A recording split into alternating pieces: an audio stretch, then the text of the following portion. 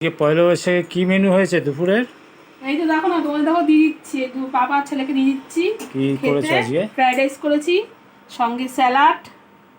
এখানে তোমাদের দেখো বেড়ে দিয়েছি fried rice, egg fried rice, কাজু কিশমিশও আছে, ডিম ডিম দিয়ে করেছি।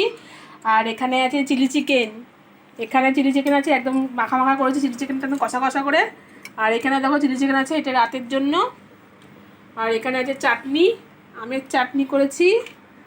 আর এখানে দেখো পাঁপড় ভাজা করেছি, এই দেখো পাঁপড় ভাজা সব তেলে করে ঢেকে রেখে দিয়েছি। এই দেখো দিয়ে দিই এটা, দাও। একদম মাখা মাখা করে করেছি। চিলি চিকেন একটু ঝোল ঝোল ভালো লাগে না, একটু কষা কষা হবে তবে ভালো লাগে খেতে। দারুণ সেন্ট বেরিয়েছি। তো বেরোবেই। অনেকদিন পরে করলাম চিলি চিকেন ফ্রাইড রাইস, এটা ছেলের।